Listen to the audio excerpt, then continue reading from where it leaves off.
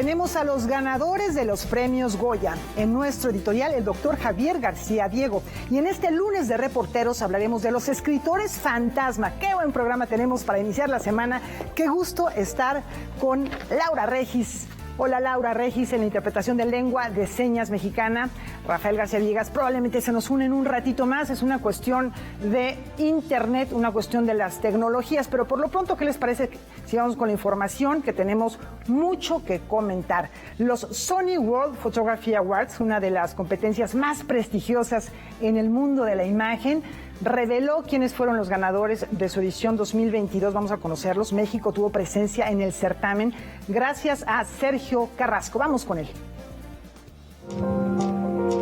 Con 15 años de existencia, los Sony World Photography Awards fueron dados a conocer. Los ganadores de este año fueron Bernardo del Cristo Hernández Sierra, de Colombia, Gonzalo Javier Santilé, de Argentina, y Pedro Jarque Krebs, de Perú.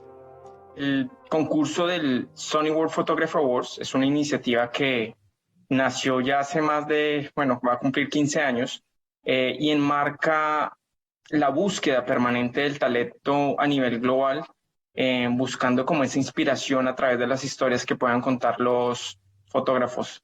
A nivel regional, a nivel mundial, este año en la categoría abierta, por ejemplo, fueron casi más de 190,000 fotografías, o sea, lo consideramos el concurso fotográfico más grande del mundo. Además de los ganadores, entre los finalistas se encuentra el mexicano Sergio Carrasco por su imagen El aroma del cempasúchitl.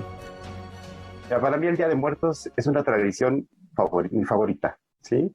Es muy colorida, es una tradición que la conocen, casi todo el mundo, ¿no? Y la Catrina es un ícono mexicano, ¿no? Entonces a mí me encanta. Y mi esposa es maquillista profesional. Hace 3 años que empiezo yo con el tema de la fotografía, pues le pedí, oye, maquíllate y vamos a hacer unas fotos de Catrina. Ya esta foto de la que estamos hablando ahorita, mi mujer perfeccionó el maquillaje, tuvimos el vestido de chapaneca y nos fuimos a un campo de cempasúchil que está aquí por Tenango del Valle, muy chiquito pero muy bonito. Para Carrasco, el certamen es una cita obligada, ya que al presentar sus imágenes ha conseguido llamar la atención de medios internacionales. Fíjate que gracias a haber participado ahí, una revista francesa me contactó queriendo publicar esa foto. Aquí la voy a enseñar rápido. Es un honor tener mi foto a doble página en una revista francesa. Y todo esto gracias por haber participado en estos Sony Awards. Noticias 22, Alberto Aranda. Muchas felicidades a Sergio Carrasco. Qué espectacular imagen la que acabamos de ver. Resume en una sola imagen gran parte de la cultura de la tradición mexicana. Y por otro lado les comentamos que ya está disponible la convocatoria para el Premio Nacional de Dramaturgia Juan Ruiz de Alarcón 2022. Vamos a conocer enseguida las bases para participar. El Instituto Nacional de Bellas Artes y Literatura y la Secretaría de Cultura del Estado de Guerrero presentaron la convocatoria del Premio Nacional de Dramaturgia Juan Ruiz de Alarcón 2022, iniciativa que reconoce a los dramaturgos que con su trabajo han enaltecido el teatro en México. Esta convocatoria se enmarca en la campaña Contigo en la Distancia. Y se invita a participar a dramaturgas y dramaturgos mexicanos, así como de nacionalidad extranjera con residencia mínima de 5 años en el país, a participar y a registrar sus candidaturas en la plataforma de los Premios Bellas Artes, la plataforma digital. Los candidatos deberán ser propuestos por instituciones culturales, educativas o literarias, así como por asociaciones civiles dedicadas a la promoción cultural, escritores, críticos, académicos y ciudadanos en general. La convocatoria también invita a postular a los dramaturgos que escriban en lenguas indígenas. Ya desde el año 2018, en los premios en general, Bellas Artes de Literatura, se invita también a participar a los escritores y escritoras en lenguas indígenas, cuyas lenguas están incluidas en el catálogo de las lenguas indígenas nacionales. Esta convocatoria tiene una trayectoria de 35 años. Este Gran Premio Nacional de Dramaturgia Juan Ruiz de Alarcón ha sido entregado a reconocidos dramaturgos y dramaturgas a lo largo de estos años, como Luis G. Basurto, Rafael Solana, Vicente Leñero, Luisa Josefina Hernández, Víctor Hugo Rascón Banda. Y bueno, en sus últimas emisiones, pues fue entregado a Gabriela Inclán y a Enrique Armando Mijares. Los interesados podrán registrar su propuesta en la plataforma digital de los Premios Bellas Artes y Literatura hasta el viernes 11 de marzo a la 1 de la tarde, horario Ciudad de México. El fallo se dará a conocer en la segunda semana de abril. Noticias 22, Karen Rivera. Y ahora vamos con cine. Este sábado se entregaron los premios Goya 2022 en el Palacio de las Artes Reina Sofía de Valencia. Estos galardones reconocen lo más destacado del séptimo arte español. Vamos con Julio López y toda la información. Y el Goya a la mejor película es para El Buen Patrón. Este fin de semana se realizó la 36ª edición de los Premios Goya, donde la película El Buen Patrón, de Fernando León Aranoa, se convirtió en la gran triunfadora de la noche al llevarse 6 estatuillas, incluida la de Mejor Película, Mejor Director, Mejor Guión Original y Mejor Actor Protagonista, que recayó en Javier Bardem. Quiero dedicar este premio a Penélope. Por su parte, la actriz Blanca Portillo se llevó el Goya a Mejor Actriz con la película Maixabel. La otra gran triunfadora de la noche fue La Ley de la Frontera, que obtuvo 5 reconocimientos, entre ellos el de Mejor Diseño de Vestuario, Dirección de Arte y Actor Revelación para Chuche Salgado. El momento más emotivo de la noche fue cuando la actriz Cate Blanchett subió al escenario para recibir el Goya Internacional y convertirse en la primera persona que recibe este galardón, concedido por los miembros de la Academia de Cine de España. La película mexicana Los Lobos aspiraba a llevarse el premio al mejor largometraje iberoamericano, que finalmente recayó en el filme chileno La Cordillera de los Sueños, del director Patricio Castillo. Yo siento que estoy llegando al país de mi infancia. También hay que destacar que la más reciente película de Pedro Almodóvar, Madres Paralelas, se fue con las manos vacías a pesar de tener 8 nominaciones y un gran equipo técnico y artístico. Noticias 22, Julio López. Por favor. Bueno, pues sí, la temporada de premiaciones de cine siempre causa una enorme emoción. En la editorial de este lunes, el historiador Javier García Diego nos habla sobre las constituciones en México. Adelante, doctor.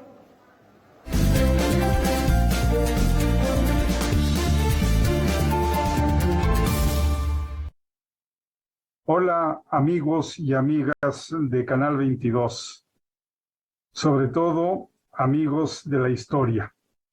Como ustedes saben, el mes de febrero es el mes de las constituciones de México.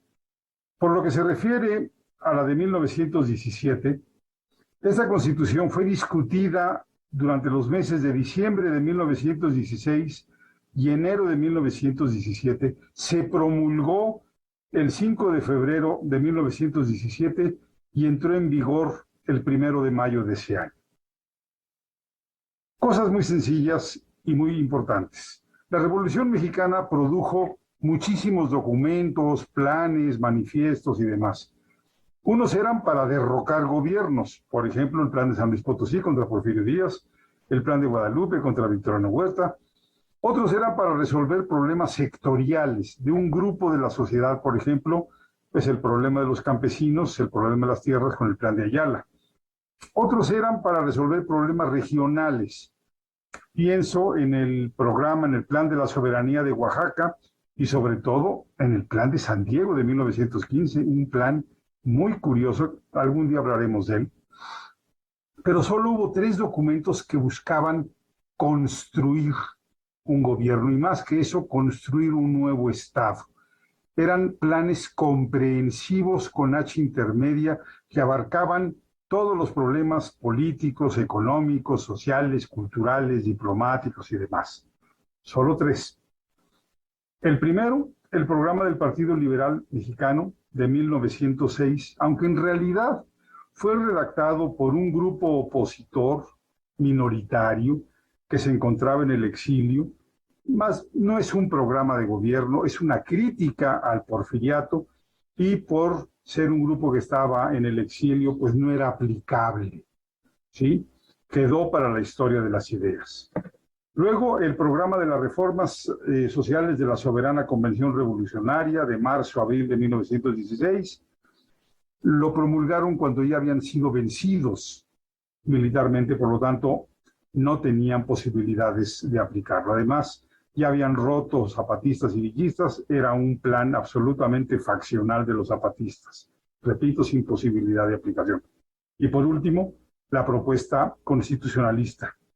Carranza tenía un problema, se había comprometido a restaurar la Constitución de 57 y la Constitución de 57 estaba anacrónica, ya no era aplicable.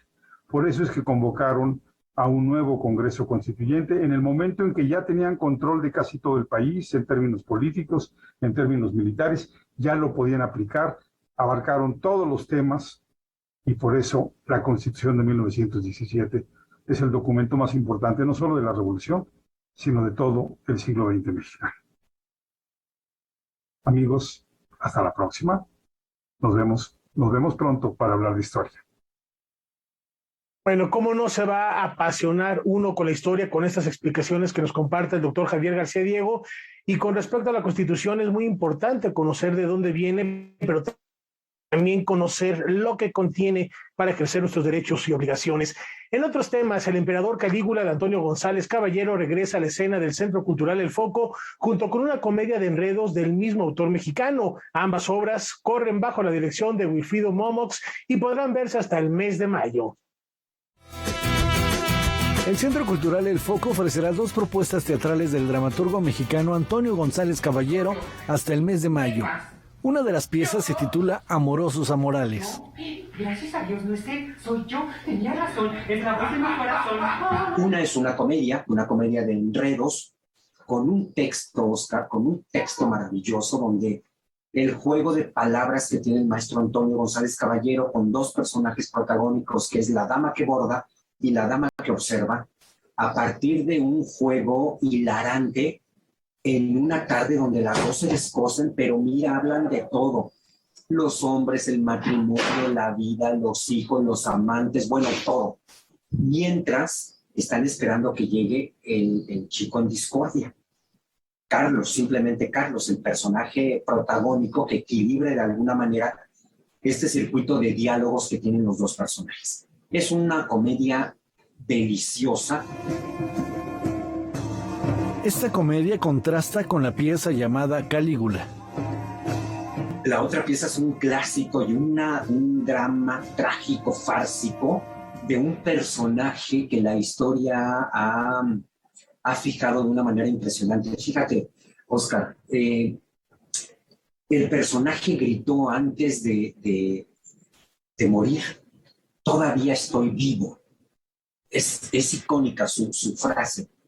Porque eso hizo que entonces el personaje se convirtiera en un referente de alguien que se intensificó mientras vivió, 29 años vivió, pero en eso su intensidad de vida fue tan grande, tan desbordante, que eso lo mantiene en la historia y en cualquier época hay un referente siempre al personaje. Esta sí es para adultos, por el tema que aborda, por la locura, por la dimensión en la que el personaje se mete en un contexto hilarante, completamente alucinante. Ambas obras son dirigidas por Wilfrido Momox.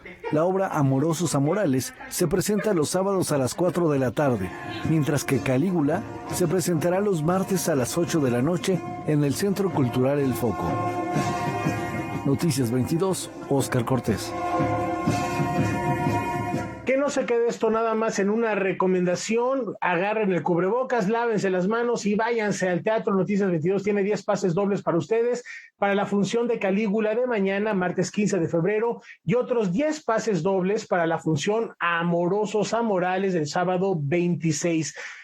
Para hacerse de ellos, lo único que tienen que hacer es escribir un correo a la dirección que aparece en este momento en pantallas, noticias22@canal22.org.mx, especificando a cuál de las obras desean asistir y los pases se entregarán directamente en la taquilla y por supuesto a través de este correo se anunciará y se les notificará a los ganadores. Laura, hay que darnos una vuelta al teatro manteniendo por supuesto todas estas medidas sanitarias. Bueno, si se puede aprovechar de las cortesías, muy bien, y si no, de todos modos acudan, es una gran propuesta. Yo les tengo otra más, una recomendación para hoy mismo a las 9:30 de la noche. No se pueden perder la transmisión de un nuevo episodio de Las Joyas de Oaxaca. Es una serie en la que la compositora, bailarina, cantante Alejandra Robles conversa con personalidades de la entidad que han puesto en alto el nombre de México. Hoy vamos a conocer la historia de vida de la poeta, escritora juchiteca Natalia Toledo, hija del artista, como sabemos, plástico,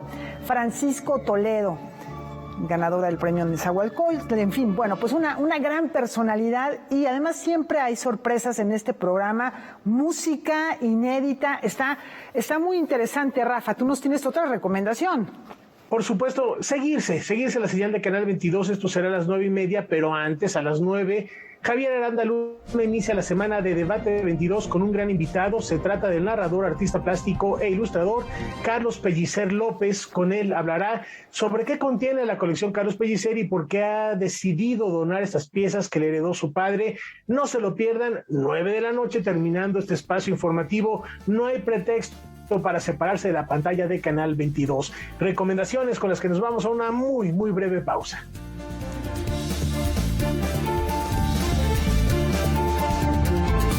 Vamos con libros. Una recomendación, una propuesta para los lectores es Nómadas de Imanol Canellada, de quien hemos hablado anteriormente.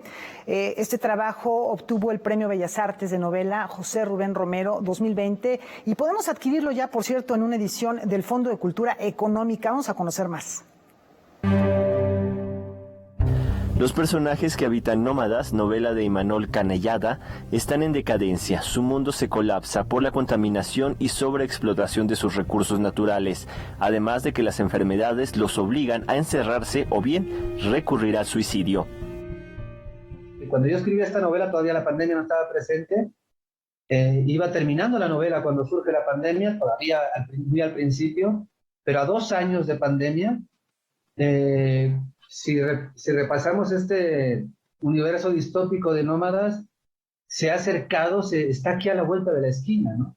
Yo lo concebí como algo, como un futuro no tan lejano, pero no tan inmediato, y estamos viviendo una distopía. En un grupo de amigos y compañeros de trabajo ha ocurrido un asesinato. Este hecho los obliga a reflexionar y cuestionar si hay una salida de ese mundo en el que habitan y que los ve como fenómenos de circo. Nómadas plantea un poco regresar a cuestiones esenciales que tienen que ver eso, con articular redes de solidaridad, de hermandad, de convivencia, porque, bueno, históricamente es la única manera en que ha podido sobrevivir el ser humano, ha sido siempre a partir de eso, a partir de construir redes el individualismo nunca ha podido ser la forma de subsistencia para la especie. Nómadas, novela ganadora del Premio Bellas Artes de Novela José Rubén Romero 2020, es publicada por el Fondo de Cultura Económica. Su autor utiliza el género para cuestionar el mundo distópico en el que vivimos. Sería como algo muy importante para mí que al terminar la novela los lectores, además de la incomodidad y la frustración y la angustia que en un momento dado puede provocar la novela, que sí lo puede provocar y que es intencional, que quedara esta pregunta de ¿podemos existir de otra forma? ¿Podemos consumir de otra forma? ¿Podemos relacionarnos con las demás especies, con el planeta de otra forma? ¿Podemos relacionarnos entre nosotros de otra forma? ¿Podemos romper con los esquemas con los que vivimos y que nos parecen incuestionables y que son como una especie de prisión de la que no podemos escapar? Noticias 22, Alberto Aranda. Vaya, si las distopías están a la orden del día, y la pregunta es, ¿y las utopías? ¿Cuándo? Y en otros temas, Claudia Molinari revive en un mismo libro las 3 figuras más importantes del periodo de la intervención estadounidense en México. En Del otro lado del turbulento río, una novela, un western con enfoques feministas, que fue en principio una tesis doctoral. Esta es la historia. Ana Negrini es una estudiante de historia mexicana, becada en una universidad de Francia, protagonista del libro Del otro lado del turbulento río, surgido de la pluma de Claudia Molinari. Ana tiene un encuentro a través del tiempo con 3 personajes de la guerra entre México y Estados Unidos, suscitada entre 1846 y 1848. Pues es una novela de viaje, es una novela histórica y también es una novela autoconsciente en la que la protagonista sabe que está escribiendo esa novela, lo dice y tiene encuentros transtemporales con 3 personajes, personajes reales del siglo XIX, que son el presidente James Knox Polk, que a la época de la guerra de la que aborda esta novela, que es la guerra entre Estados Unidos y México, James Knox Polk era el presidente de los Estados Unidos. Otro personaje, para ver otro punto de vista, el punto de vista mexicano, es el general presidente que encabeza la defensa de la nación mexicana en ese momento, 1846-1848, que es Antonio López de Santana. Y finalmente, un personaje un personaje apache, y los apaches son poco reconocidos como protagonistas de esta guerra, que es el jefe indio Jerónimo. Definida como un western feminista, la novela mezcla el diálogo con los protagonistas de la historia, con la trama de Ana, cuyo destino parece estar ligado al de su autora. Esta es una novela que yo escribí hace mucho tiempo, como en el año 2003, y en principio mi intención era escribir mi tesis doctoral. Sin embargo, lo primero que salió fue esta novela. Después tuve como el rigor de terminar mi tesis doctoral y defenderla en el 2006 en la Universidad de París. Pero en principio quizá fue la necesidad de ordenar los datos, de entender la guerra que estaba estudiando, de comprender estos personajes rudos. Ante la pérdida territorial del México de la época frente a los Estados Unidos, poco se repara en los otros protagonistas del conflicto, los apaches, sus habitantes originarios. Me sentí más identificada con los apaches por ser tal vez rebeldes, que se sintieron acosados y lo fueron por 2 ejércitos, tanto el americano como el mexicano, para desplazarlos del territorio y poder ocuparlo. Y me llamó la atención que en nuestro imaginario nacional hemos sido como mexicanos los perdedores, los que fuimos invadidos, a los que se nos arrebató el territorio, pero nunca consideramos a los pueblos nómadas habitantes originarios de esos espacios. Del otro lado del turbulento río está disponible para su descarga en el sitio electrónico de Ediciones del Espejo Somos. Noticias 22, Víctor Gaspar. Y a quienes les gusta el género breve, la antología de cuentos Retorno 2001 de Guillermo Arriaga justamente está de regreso. Ahora en una nueva edición, estas historias que fueron escritas más o menos a principios, a mediados de los 80, cuando el autor vivía en la colonia Unidad Modelo, ahora, y bueno, ya verán por qué es importante, ahora vuelven a la luz bajo el sello de Alfaguara. Unos jóvenes delincuentes, un hombre que toma para silenciar su dolor y una mujer que ama profundamente a su anciano esposo son algunos de los personajes que habitan las casas y calles de Retorno 201. nunca se sabe qué esconde tu vecino, ¿no? Y aunque platiques con ellos, nunca sabes cómo es la vida aunque vayas a cenar a su casa, nunca sabes cómo es la vida detrás de puertas. Nunca sabes cómo es la vida cuando tú sales, y eso es parte del quehacer de un escritor, de un cuentista en este caso. Tratar de adivinar qué sucede detrás de esas puertas e inventar una historia. Porque lo que hacen es, bueno, no sé lo hacen todos los escritores, lo que hago yo es meter en la licuadora cosas que suceden, ¿no? A veces lo que le pasó a este señor, con lo que le pasó a este otro señor, con lo que pasó a este otro señor, con este, y los meto en la licuadora y le pasan uno solo. Los personajes ficticios de los cuentos de Retorno 201, título del libro de Guillermo Arriaga, no son representativos de los habitantes de la Ciudad de México, ya que la capital del país es un gran conglomerado de personalidades. Hay que entender que la ciudad son muchas ciudades que se construyen de distinta manera los espacios geográficos, porque un espacio geográfico también implica un espacio político, un espacio social, un espacio cultural, ¿no? No solamente los espacios sí determinan muchas cosas. Y el espacio y la unidad modelo facilitaba estos encuentros. De hecho, por eso se llama unidad modelo. La idea era crear un sentido de barrio, de comunidad, como de pueblo, adentro de la ciudad. Entonces, no puede ser representativa. Sí permite la identificación de gente que creció en colonias como la mía. Publicado por Alfaguara, el libro además nos reencuentra con el cuentista que es Arriaga y nos invita a identificarnos en cada una de las historias. Hay una película argentina sobre un premio Nobel que regresa a su pueblo y empieza a contar una historia y dice, claro, estás contando una historia de tal y tal. Entonces, muchos de la unidad madre me dicen, híjole, cabrón, te balconeaste gacho a este vato, ¿no? Estás contando la historia de ese güey. Porque no son realmente ellos.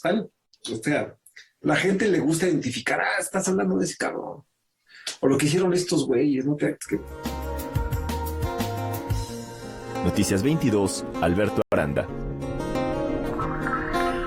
Admirable la capacidad narrativa del maestro Arriaga, de verdad es un deleite poderlo leer. Y nos vamos a la pausa y lo hacemos visitando otra entidad de la República Mexicana, de la mano de los cronistas del Renacimiento mexicano. En esta ocasión vamos a conocer los secretos que resguarda el municipio de Tultepec en el Estado de México. Una pausa y volvemos.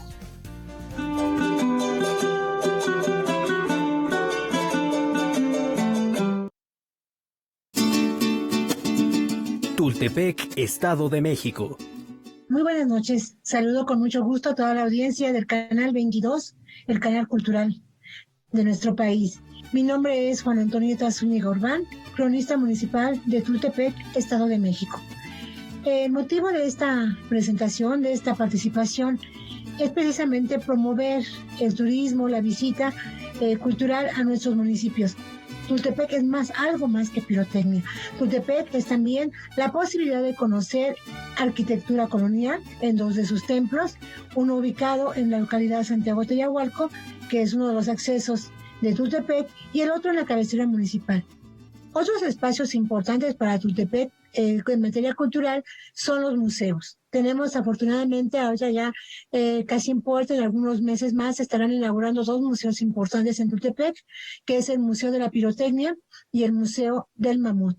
Un museo que también ya durante un tiempo estuvo funcionando, pero ahorita se va a reabrir porque ha sido ampliado. Tultepec tiene algo que es un sello distintivo también de quienes vivimos para Tultepec y nos identifica por los que nos visitan, que es su espíritu festivo. Tiene un amplio calendario de fiestas a lo largo de todo el año. Muchas de estas son fiestas profano-religiosas, muy imbuidas de un espíritu religioso de católico.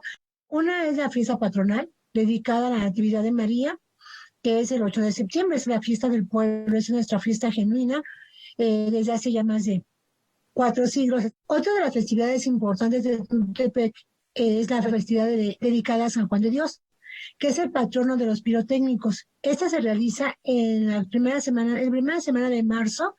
La fecha clave es el 8 de marzo, que es el día de la fiesta titular de este santo patrón. se empalma en las mismas fechas otra actividad importante, que es la Feria Internacional de la Pirotecnia.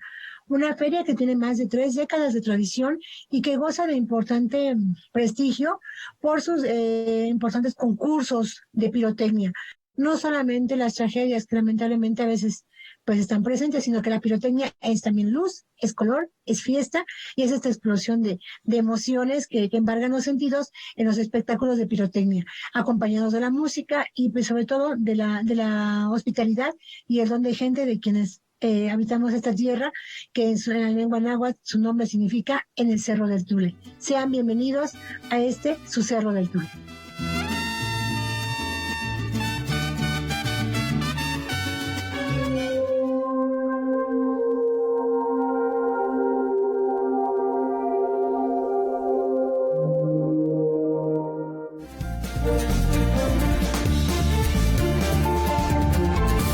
Esta noche, el lunes de reporteros, escritores fantasma. Vamos contigo, Laura.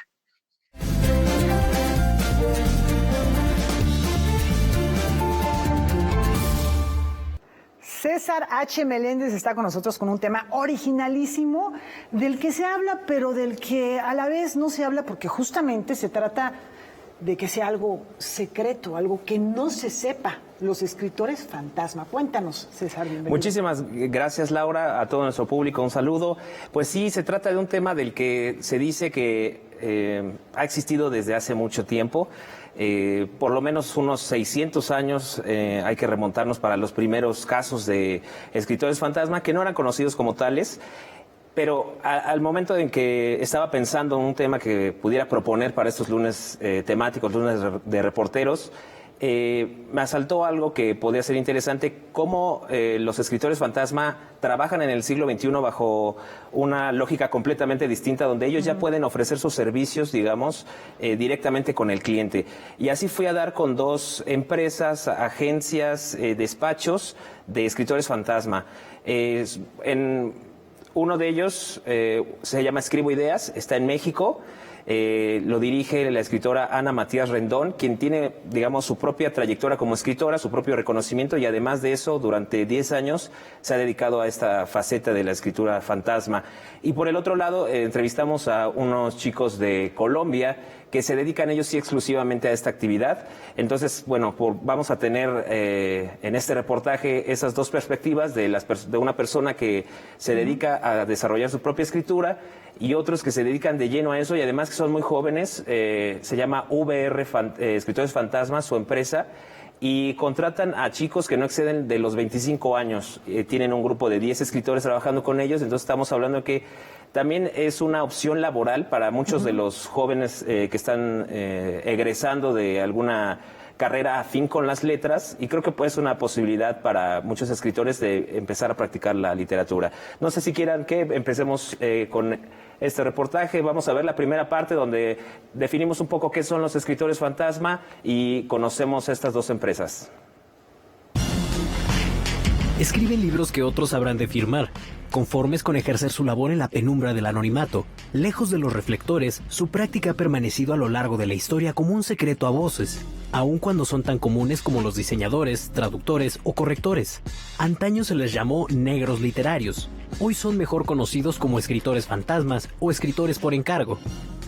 Este escritor fantasma recibe una retribución monetaria por este servicio y debe firmar un contrato de confidencialidad y una cesión de derechos de autor para la persona que lo contrata y que al final figurará como el autor de la obra. Es importante decir que en países desarrollados como Estados Unidos e Inglaterra esta es una práctica legal y que se ejerce de forma abierta. El escritor fantasma de los discursos de Obama es famoso, Jon Favreau. El misterio que rodea este oficio ha sido plasmado en numerosas películas, artículos, series e incluso en la propia literatura. No se trata de una figura del pasado, los escritores fantasmas siguen existiendo. Políticos, empresarios, deportistas, figuras mediáticas, pero también personas comunes que tienen una idea, experiencia o memoria que desean desarrollar en un texto. Optan por delegar a un profesional la empresa de hacer una obra escrita cuya autoría asumirán como propia. Hay muchas temáticas que manejamos y también muchos recursos narrativos. Y bueno, hay desde personalidades a personas que solo quieren un escrito para su vida privada. Nos piden a veces otro tipo de desarrollos, como son biografías de otras personas, ¿no? Es muy común que alguien quiera reunir todo el material, por ejemplo, de un familiar fallecido y quiera hacer una biografía de esta persona. Nosotros cuando escribimos un libro tenemos que hacer que ese libro, cuando un familiar del cliente lo lea, diga, esto lo escribió tal persona. Entonces, por eso siempre antes de empezar nosotros tenemos una encuesta ya diseñada para definir su estilo de escritura, donde le hacemos una serie de preguntas claves, como unos ejercicios, donde ahí vamos viendo cómo es que se expresa ella, qué muletillas tiene, si dice las cosas de forma directa o de pronto le gusta hablar un poquito más en detalle. Hace casi una década, la escritora Ana Matías Rendón y un grupo de amigos crearon Escribo Ideas, un servicio de escritores fantasma con sede en México. Empezamos 4 personitas, uno de ellos era nuestro diseñador, los otros 3 éramos escritores, y empezamos justamente para evitar la subcontratación, es decir, evitar los intermedios, que las personas nos contrataran directamente a nosotros. Esto tenía, por supuesto, 2 motivaciones. Una, mejorar nuestros propios ingresos, porque pues muchas veces la intervención de una agencia hace que nuestros ingresos sean mucho menores. Sin embargo, también por otro lado estaba el hecho de mejorar los precios ante la competencia con el cliente. En Colombia, Verónica Vuelvas y Ulises Rodríguez crearon VR Escritores Fantasma hace 5 años, una empresa hermana de otra que fundaron en 2015 dedicada a la corrección de textos. En la actualidad tienen en sus filas a 10 escritores fantasma, la mayoría de ellos no rebasa los 25 años. Nosotros estamos enfocados al segmento de no ficción, es decir, no hacemos novelas, sino como libros, autobiografías, biografías, memorias, libros de enseñanza técnica. Nosotros nos dividimos por proyectos, es decir, por libro que escribimos. Entonces trabajamos en un principio 2 personas que nos encargamos de hacer la entrevista al cliente, redactar el documento y editarlo como tal. Entonces, además de esas 10 personas, tenemos colaboradores externos que nos ayudan en el tema de diseño de portada, que nos ayuden en el tema de publicar libros en Amazon, asesorías como de publicación y comercialización del libro, etcétera. César, ahora que mencionabas una opción de trabajo, efectivamente, por ejemplo, como se puede ver en la película de Roman Polanski titulada precisamente The Ghostwriter, es una persona que va a escribir las memorias del ex primer ministro de Gran Bretaña. En teoría es Tony Blair, pero bueno, más allá de eso, escribir memorias. Alguien quiere escribir sus memorias, pero no tiene la vida literaria. Hay otro libro que les recomiendo, Mañana en la batalla, piensa en mí, de Javier Marías, escritor español, muy buena. Él escribe sobre todo mucho discursos de políticos, de gente muy famosa que tiene que dar un discurso, hacerlo de buena manera, citas cultas, en fin. Es un trabajo muy común. Sí, así es, y justamente no tiene que ser...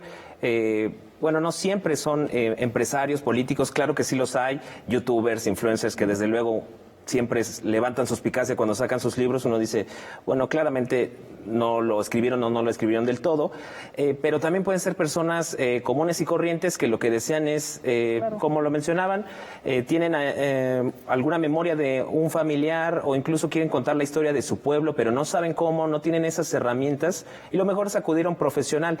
También estas mismas agencias, sobre todo VR en su Instagram, da capacitación a las personas para que ellas mismas en algún momento que se decidan lo puedan hacer con sus propias herramientas y ya no tengan que depender pues de un escritor fantasma. Pero mientras tanto vamos a conocer cuál es el proceso desde que llega un cliente y le dice a un escritor fantasma, quiero que me hagas tal obra, hasta el momento en que la reciben ya terminada.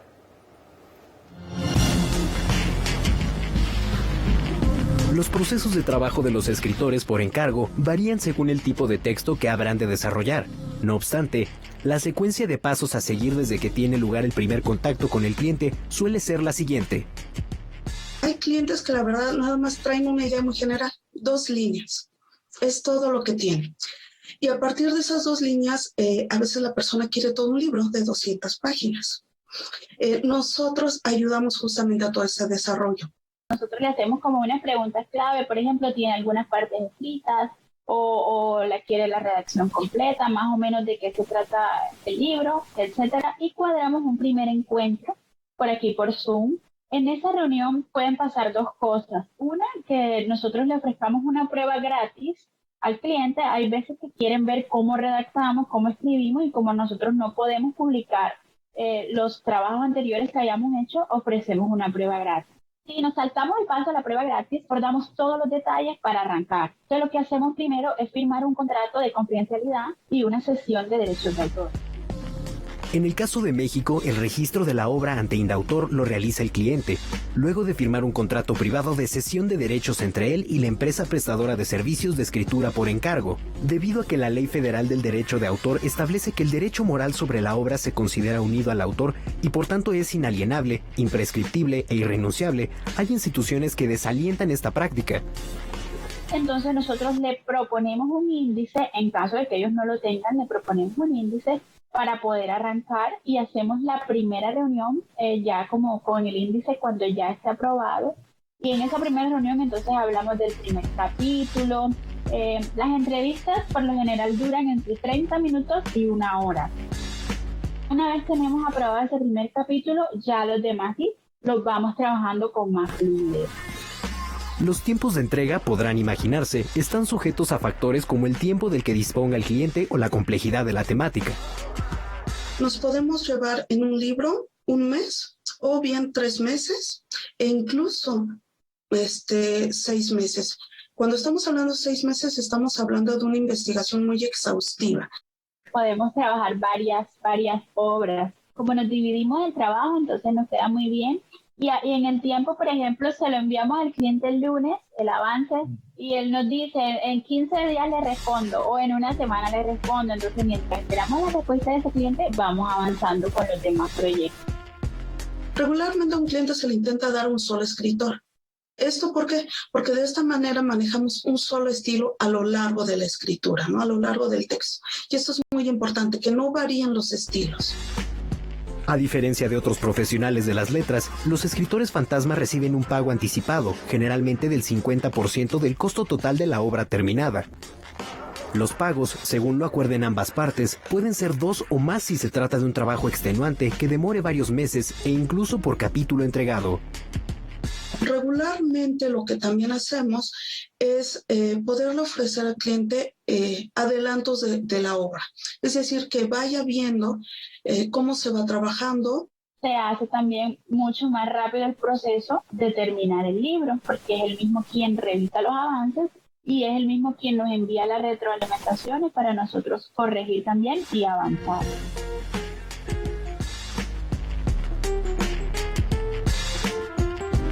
Bueno, menciona, César, que hay quien desalienta este trabajo por cuestiones éticas. También hay un libro que trata ese tema de Philip Roth que se llama La visita al maestro, en el que aparece su famoso personaje Nathan Zuckerman. Y se toca el tema del escritor fantasma desde el punto de vista ético, que es un debate también interesante, ¿no? Sí, de hecho, en algún momento me sentí tentado a irme por esa parte. Les hice las preguntas a nuestros entrevistados un poco sobre cómo ellos valoraban su propio trabajo y cómo recibían, digamos, también los juicios morales que puede haber sobre su oficio, sobre las prácticas que ejercen. Y bueno, en realidad más bien fueron muy directos al decirme que no tienen ningún problema en reconocer que son escritores fantasma, llevan mucho tiempo haciéndolo y además, bueno, ellos ven ventajas en eso porque para su misma producción el hecho de asumir la voz de alguien más y estar practicando constantemente porque es, digamos, un trabajo ya al que se tienen que dedicar, hace que tengan una facilidad para asumir diferentes estilos, diferentes metodologías, y bueno, por lo menos están constantemente practicando la escritura, que es lo que de repente a un escritor pudiera resultarle más difícil la disciplina de escribir todos los días. Entonces, bueno, en esta última pieza lo que vamos a ver es justamente algunas consideraciones finales de los pros, los contras de ser escritor fantasma. Más allá de valoraciones éticas de terceros, es un hecho que el trabajo de los escritores fantasma es una necesidad y una opción laboral redituable. Pero ¿cómo perciben ellos su trabajo? ¿Cómo lidian con el anonimato y el reconocimiento público de quienes pagan? Nosotros amamos este trabajo, nos gusta estar tras bambalinas. Realmente somos personas que no nos gusta la fama, no nos gusta. Puede que nos guste el dinero porque lo necesitamos para nuestra subsistencia, nuestras necesidades, pero la fama le huimos. Muchos escritores tienen conflictos con ceder los derechos de las obras. En ese sentido, muchos escritores, yo lo he visto a lo largo de estos años, han dejado la profesión. Con los amigos que inicié Escribo Ideas, la verdad es que soy la única que ha sobrevivido. Profesional de las letras de envidiable discreción, los escritores fantasmas se asoman a mundos a los que quizá no se asomarían en otras circunstancias. El resultado es para ellos siempre enriquecedor. La escritura fantasma me ha ayudado muchísimo profesionalmente. Es decir, he aprendido, por ejemplo, de investigación de diferentes disciplinas de una manera enriquecedora realmente. Mañana vamos a escribir un libro sobre negocios, pasado mañana sobre superación personal, luego uno sobre economía política, y eso para nosotros que somos amantes del conocimiento y de la cultura general nos fascina.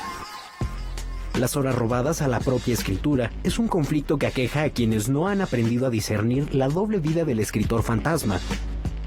Tienes que tener bien claro que hay incluso ciertas ideas, ciertas posturas que no son tuyas, pero que vas a desarrollar para el cliente, porque es lo que se te está pidiendo.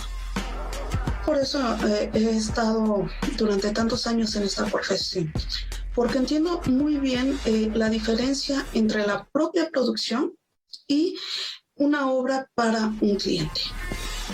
La escritura fantasma, tal como la conocemos, no crea currículum, pues es imposible para un autor referir cuáles libros de gran éxito son obra de su puño y letra, por lo que cabe preguntarse, ¿qué beneficios podría traer el reconocimiento pleno de esta práctica antiquísima?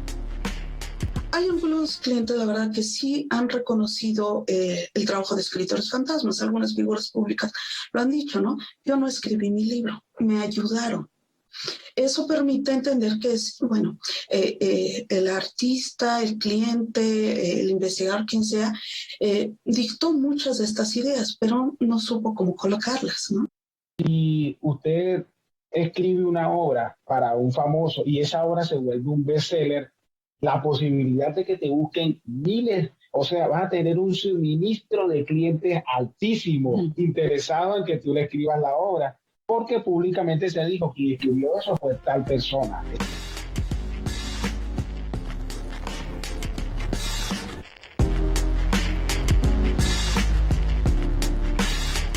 Qué gran tema, por supuesto, no exento de la polémica. Imagínate tener un bestseller y luego decir, no lo escribí yo. Les recomiendo a mis escritores fantasmas.